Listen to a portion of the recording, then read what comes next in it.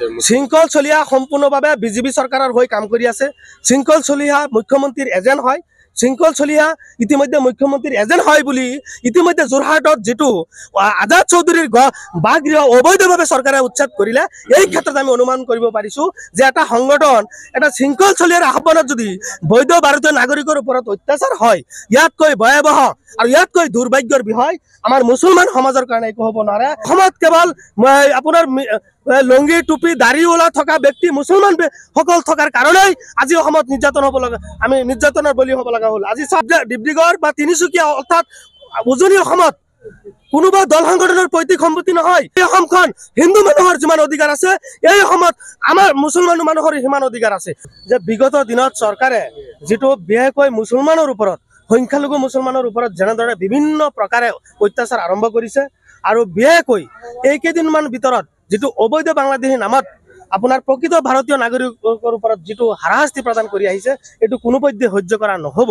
তাৰ উপৰি আমি দেখিছোঁ একাংশ নেতা কৰ্মীয়ে বিভিন্ন ধৰণৰ আমাৰ মুছলমানক লৈ তুচ্ছ তাচ্ছিল্য কৰি আমাৰ সংখ্যালঘু মুছলমানক মান সন্মান বা হেয় প্ৰতিপন্ন কৰিবলৈ চেষ্টা অব্যাহত ৰাখিছে। আমি চৰকাৰৰ নিৰ্যাতন চৰকাৰৰ বিভিন্ন পক্ষৰ যেটো মুছলমানৰ ওপৰত নিৰ্যাতন, এই নিৰ্যাতন বন্ধ হ'ব লাগিব। আজি কেইবাটাও জাবিত আমি ইতিমধ্যে কলা বেজ পৰিধান কৰি প্ৰতিবাদ সাব্যস্ত কৰিব বিচাৰিছোঁ।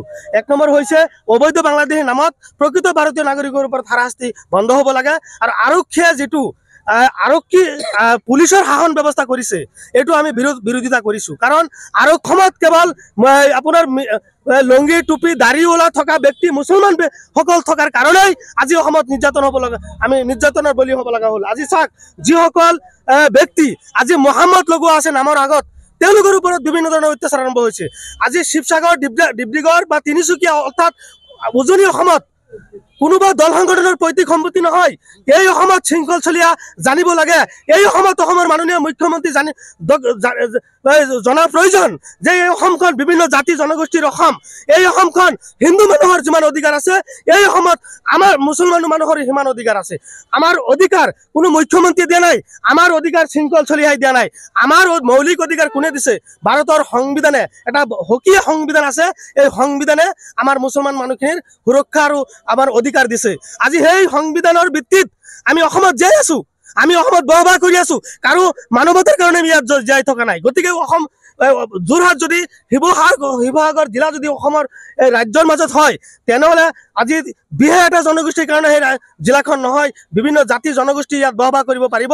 শৃংখল চলিয়াক আজিৰ এই কাৰ্যসূচীৰ জৰিয়তে আমি সকীয়াই দিব বিচাৰিছোঁ। শিৱসাগৰ আৰু যোৰহাট কেৱল বিশেষ এটা জনগোষ্ঠীৰ কাৰণে নহয়, বিভিন্ন জাতি জনগোষ্ঠীয়ে বসবাস কৰা এটা এই ৰাজ্য। ইয়াত শংকৰ ৰাজনৰ ৰাজ্য। ইয়াত বিভিন্ন জাতি জনগোষ্ঠীয়ে শান্তিত থাকিবলৈ আমি থাকি আহিছোঁ, অনাগত দিনত আমি থাকিম। ইয়াত কোনোবা ৰাজনৈতিক কৰি নিজৰ ব্যক্তিগত স্বাৰ্থক আদায় কৰি বিশেষকৈ আমাৰ সংখ্যালঘু মানুহৰ ওপৰত অত্যাচাৰ কৰি কোনোপধ্যে হাৰি যাব নোৱাৰে। আমি গণতান্ত্ৰিকভাৱে অহা 11 তাৰিখে গুৱাহাটী চচলত এক বিশাল প্ৰতিবাদী সাব্যস্ত কৰিছোঁ। তাৰ উপৰিও চৰকাৰে যদি আমাৰ ভাষাবিলাক বুজি নাপায়, গণতান্ত্ৰিক ভাষা যদি বুজি নাপায়, নিশ্চয় হাজাৰ হাজাৰ জনগণ ৰাজপথত ওলাই জংগী আন্দোলন কৰিবলৈ আমি বাধ্য হ'ম। প্ৰয়োজন সাপেক্ষে দিল্লী যন্তৰ মন্তৰ আমি মানে ভয়ংকৰ আন্দোলন কৰিবলৈ আমি বাধ্য হ'ম। কাৰণ আমাৰ মৌলিক অধিকাৰ আমি গণতান্ত্ৰিকভাৱে আন্দোলন কৰি আমি বাখল ৰাখিব লাগিব। অন্যথাই মুখ্যমন্ত্ৰীৰ দয়াত আমি নাথাকো।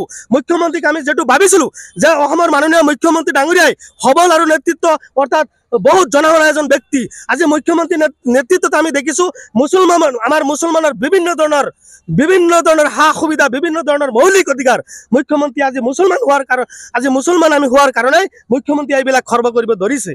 কাৰণ মুখ্যমন্ত্ৰীৰ যেটো স্বৈৰাচাৰী শাসন, মুখ্যমন্ত্ৰীৰ যেটো হিটলাৰী শাসন, এই হিটলাৰী শাসন বন্ধ কৰিব লাগিব।